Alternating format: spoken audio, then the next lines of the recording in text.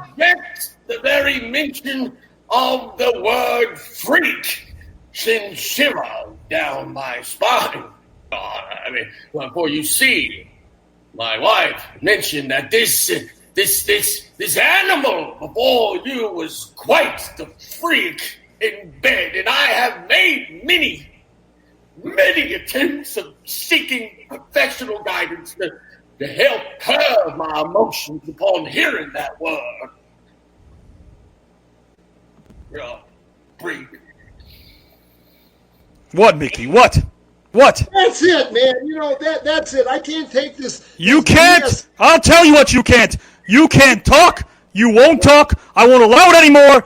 Look, I don't care what birth defects you might have, you sick, twisted freak. I am sick of hearing all of your tales. No pun intended. We must now begin questioning the first witness. Prosecution, may you please call your first witness, please. Thank you, Your Honor. I call to the stand, Maury. Will the witness, where's the bailiff? I'm going to pull in the bailiff right now. Will the witness please be sworn in by the bailiff? Mr. Bailiff.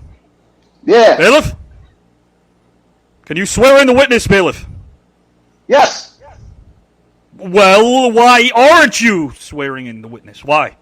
Oh, yeah, yes. I could do that for sure. I just thought you were asking me if I'm capable of doing it. The funny thing about questions that aren't exactly specific is...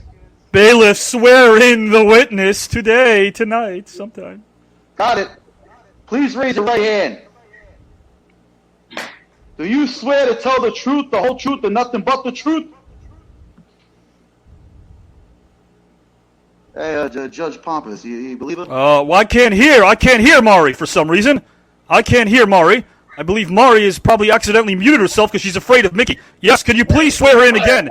Bailiff, can you please swear her in again? Absolutely, Your Honor, whatever you need. Please raise your right hand. Thank you.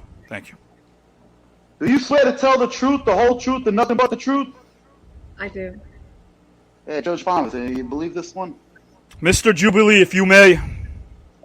Yes, Your Honor. Let the record show that I did, in fact, understand your clear and concise order, and I will, Your Honor, proceed. The record will actually not show any of that, as a matter of fact. Well, very well. Yeah. Now, Maury, please remind the members of the jury when you first met the defendant. Well, I never actually met Mickey. Well, then you can consider yourself fortunate, my dear. The power of moving back the hands of time and disallow any of Mickey Doyle's unsavory advances towards the countless victims that had to stomach his crude and repulsive behavior would be a gift that I surely would not take for granted. And speaking of taking, he took the trust out of the souls of all women across this great nation and even across the ocean as he ventured into... Mr. Jubilee! Sorry, God, I am truly sorry that I have not lost the ability to feel. An ability that Mickey Doyle most certainly never had to begin with. Like a turtle without a shell, like a hamburger without cheese, like Howard without a mohawk, like a holiday without a hat. Counselor! Very well, Your Honor. Very well. My sincere apologies. Now, Maury, I understand that you never met the defendant, Mr. Mickey D. Doyle. In what manner did you first interact with him?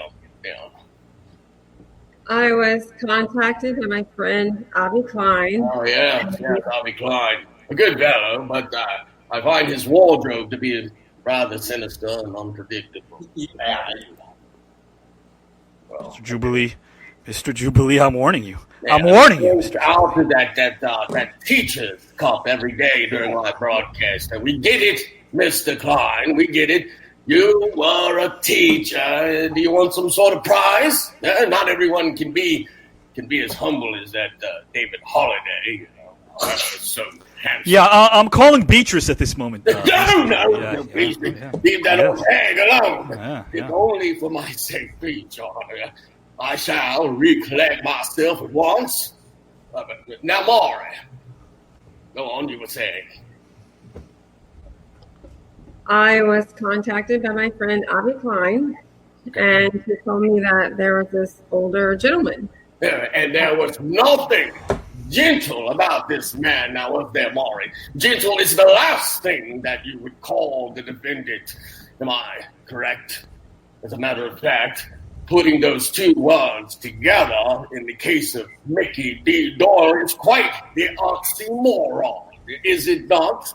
And to further my point... Can I speak to Beatrice, please? I'd like to talk to... Hang up on her once.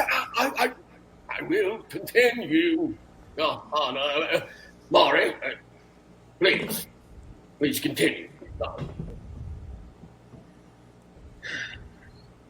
Yeah, so anyway, Avi called me and told me that there were 3 potential hosts that he was hoping to run the green room. And he was putting them through different tests. One of those tests was interviewing people, and Avi felt that Mickey should interview me because I've acted, I've modeled, I've hosted, and he knew that I could help Mickey along if he got nervous. But he wasn't the one who was nervous, was he, Maury?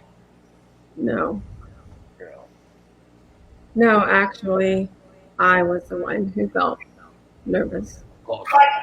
Objection, Your Honor. The witness said the word no twice, which doesn't constitute proper grammar. Overruled. May the witness please continue. Thank you, Your Honor. I started feeling nervous when Mickey was behaving inappropriate, shall we say? Inappropriate? Yeah, he insisted on impressing me with Learjets and fur coats and money and just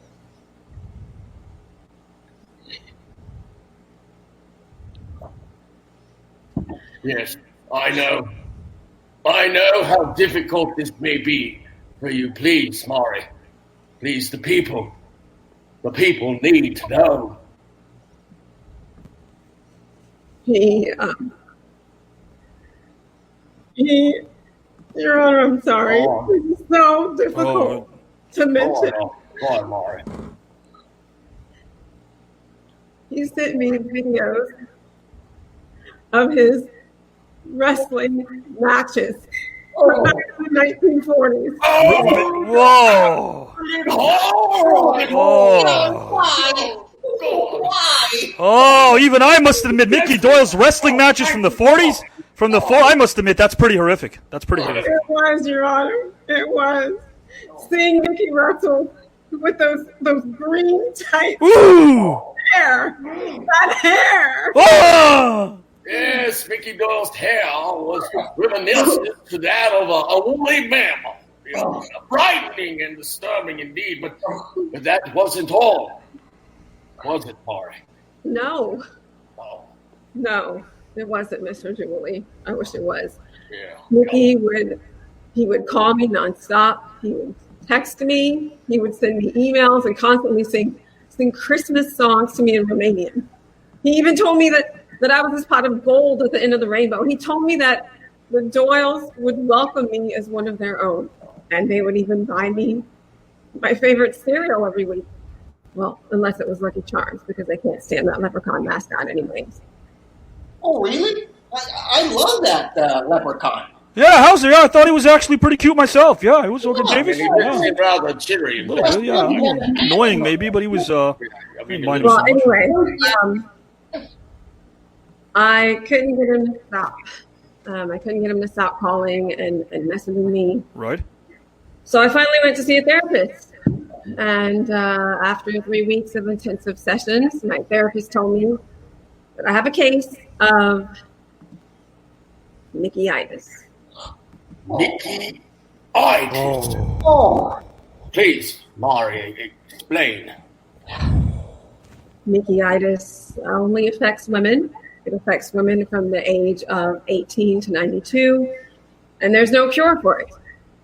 Symptoms include spontaneously ripping the state of Michigan off of the globe, not looking at your great-grandfather in quite the same loving way, and also cursing up a storm whenever your phone rings. Well, have you since recovered from this Mickey-itis? Well, barely, Mr. Jubilee. But it's getting better. Thank you. I still can't bring myself to helping old men cross the street, but I'm getting there. Ladies and gentlemen of the jury, what you see before you is a scared and scarred human being that has to live with an endless wave of psychological and emotional torture due to one man and one man only, Mickey Doyle. No further questions, Your Honor. The defense may cross-examine the witness. gotcha.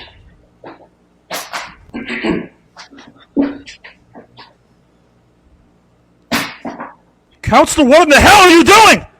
I'm cross-examining the witness. Get on with it, please, man. Please. Get on with it. Okay, fine. Okay. Mari. Do you like oatmeal? What? Yeah, I guess. I see. Interesting. Very interesting.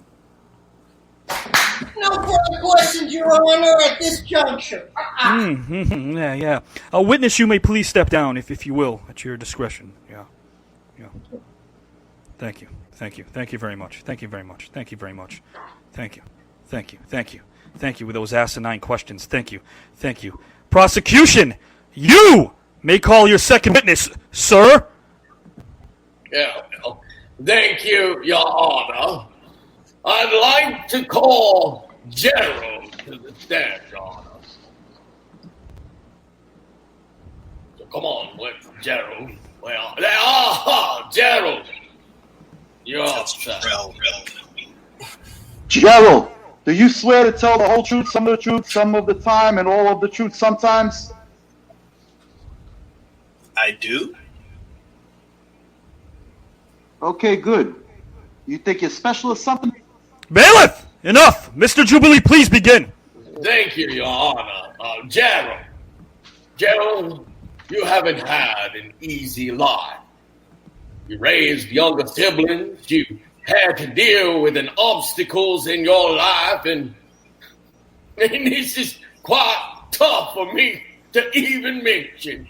You've been a Portland trailblazer fan for over 20 tear-inducing years, haven't you, young man?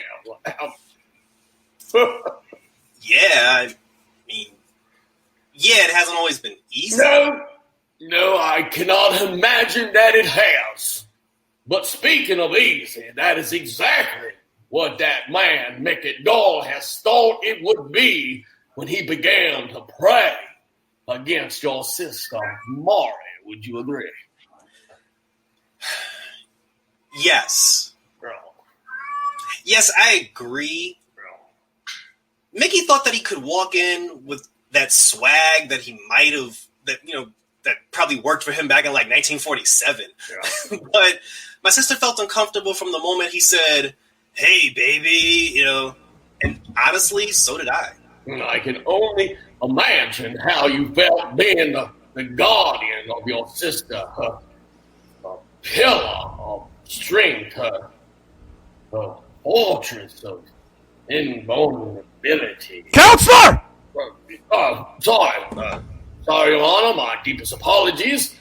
Gerald, at what point did your sister seek out your